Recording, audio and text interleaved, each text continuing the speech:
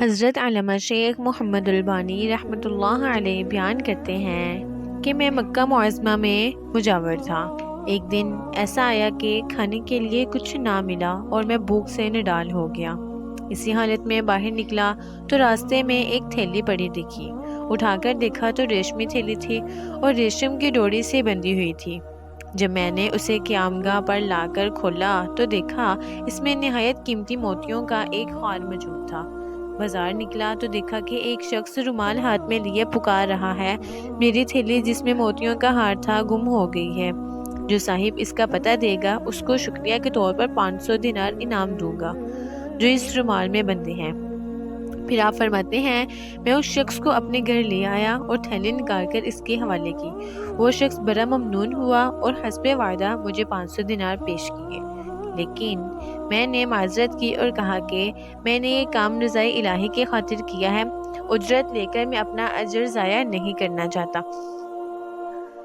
تاہم اس شخص نے ان کو قبول کرنے پر بہت زور دیا، لیکن میں برابر انکار کرتا رہا، یہاں تک کہ وہ تنگ آ کر چلا گیا۔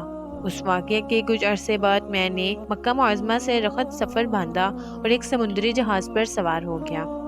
بدقسمتی سے راستے میں طوفان آ گیا اور جہاز ایک چٹان سے ٹکرا کر پاش پاش ہو گیا۔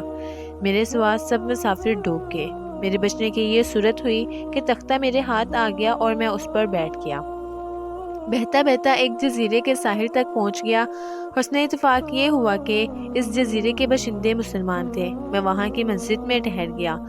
لوگوں نے مجھ سے ہار دریافت کیا تو میں نے ان کو سارا واقعہ بیان کر دیا۔ لوگ یہ سن کر بہت متاثر ہوئے اور میرے ساتھ نہایت اچھا سلوک کیا۔ بہت سے لوگ مجھ سے قرآن کریم کی تعلیمات حاصل کرنے آنے لگے اور اپنے بچوں کو بھی قرآن کی تعلیمات کے لیے میرے پاس بھیجنے لگے۔ تھوڑی ہی مدت میں یہ لوگ مجھ سے بے حد مانوس ہو گئے اور مجھے اپنا مرشد سمجھنے لگے۔ اس کے علاوہ مجھے کافی مالی امداد بھی دیتے تھے اور دوسرے کئی قسم کی خدمات کرنے سے بھی گریز نہ کرتے تھے۔ ایک دن انہوں نے آپس میں کچھ مشورہ کیا اور پھر میرے پاس آ کر ہماری رائے یہ ہے کہ آپ شادی کر لیں اور یہاں مستقل اقامت اختیار کر لیں۔ میں نے کہا جیسے آپ لوگوں کی خوشی۔ چاچا انہوں نے یہ بتایا کہ ہمارے یہاں ایک مالدار یتیم لڑکی ہے، ہمارے خیال میں اس کے لیے آپ سے بہتر شوہر ملنا مشکل ہے۔ اگر آپ رضامند ہو تو آپ اس سے نکاح کر دیں۔ میں نے رضامندی کا اظہار کیا اور میرا اس لڑکی سے نکاح ہو گیا۔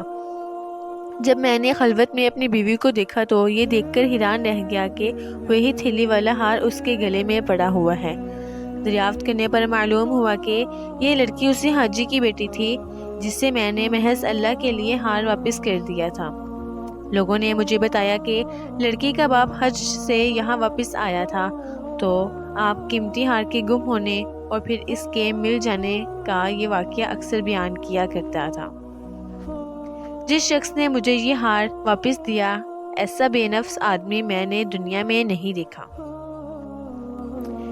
پھر یہ دعا کیا کرتا تھا کاش اس کی مجھ سے یہاں ملاقات ہوتی تو میں اپنی لڑکی کا نکاح اس سے کرتا۔